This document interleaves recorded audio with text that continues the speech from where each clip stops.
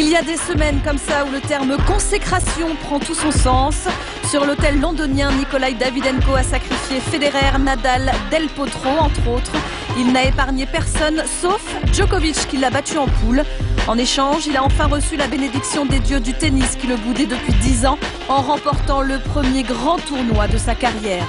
À 28 ans, le meilleur joueur russe est sans doute celui du top 10 le plus mésestimé, a asphyxié ses adversaires, leur a sauté à la gorge avec sa vitesse, ses prises de balles précoces, ses inusables retours. Battre le numéro 1 mondial pour la première fois ouvre un monde des possibles jusque-là insoupçonné. Comme ça, il ne paye pas de mine, le nouveau numéro 6 mondial. Discret, un peu chauve, pas très costaud, pas vraiment sponsorisé.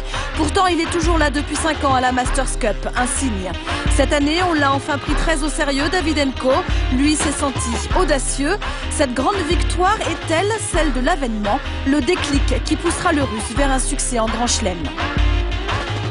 Allé dans le top 10 pour la 5e année d'affilée. Il a remporté la Coupe Davis en 2006. Et puis, vous voyez quand même qu'il est très efficace en finale, puisque 19 titres remportés, seulement 5 finales perdues. Ça fait 80% de réussite quand il est en finale pour Nikolai Davydenko. 4 demi-finales en Grand Chelem, 2 à l'US Open et 2 à Roland-Garros. Il a les épaules tournées et ça le rend systématiquement prêt. Et suite à ça, eh ben, il se déplace en fonction d'une hauteur de frappe et c'est ce qui est remarquable chez lui. Donc il prend tout le temps les balles à la même hauteur et donc si la balle courte, il avance. Si elle est un peu plus longue, il recule. Et donc petit à petit, il grignote, il arrive à ouvrir les angles. Et puis en 2-3 frappes de balle, sans prendre forcément beaucoup de risques, on le voit sur ce dernier coup droit, c'est pratiquement une balle neutre.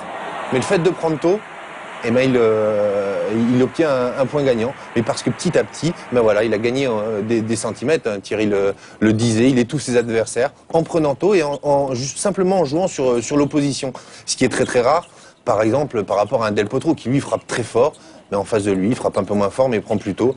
Et non seulement il gagne du temps quand la balle arrive, mais aussi quand elle repart. Et donc en 2-3 frappes de balle, il se retrouve dans le terrain à faire la musique. Et rien de tel pour dépasser des joueurs avec une qualité de frappe comme Del Potro. À quoi on attribue Eric Venot? Il a pris une autre dimension depuis qu'il fait ça. Alors sa volée, on va le voir, sa volée de revers est pas très académique, mais il arrive à la mettre où il veut, à la mettre exactement au bon moment, au bon endroit, je veux dire. Et là, on va le voir, une volée de revers qu'il fait rarement à une main. Il vient la poser exactement au bon endroit où l'adversaire peut pas la voir. Et ce qu'on n'a pas souligné tout à l'heure, c'est sa victoire contre Federer. Alors là, on va voir une autre attaque. Ça, c'est contre Del Potro, ouais. De monter à contre-temps. Hein. Et il va sentir que son adversaire est pris, il monte à contre-temps, il vient poser la volée amortie. Voilà. Quelque chose qu'il faisait rarement auparavant. Et de plus en plus, on le voit faire ses enchaînements. Et la balle de match. Au filet, qui est vraiment à l'image de ce qu'il a produit durant ce Masters. Il vient terminer ses points au filet. Et la joie. Avec, depuis juillet, depuis qu'il est de retour et surtout que son pied est guéri, 39 victoires, 10 défaites avec 5 titres remportés. D'abord, une campagne sur terre battue avec Umag et Hambourg. Et puis ensuite, un automne vraiment remarquable. Kuala Lumpur, Shanghai, c'est un Master 1000 face à Nadal. Et le Masters, premier russe d'ailleurs à s'imposer dans un Masters. Et juste en élément de comparaison, juste vous dire que cet automne, il a égalé la performance de Novak Djokovic puisqu'ils ont tous les deux 20 victoires. Donc petit gabarit, regardez ensemble la taille des joueurs de ce Masters. Bon, Del Potro, bien sûr, avec son mètre 98, a plané sur l'onde, mais Nikolai Davydenko, quand même, le plus petit des 8. Bah, donc c'est bon, ça veut dire que... Ah, vous savez, je veux encore m'acheter un appart à Moscou. Je ne l'ai pas encore fait, c'est trop cher. J'attends. Peut-être que les prix vont baisser, mais avec 1 million, je n'ai pas assez.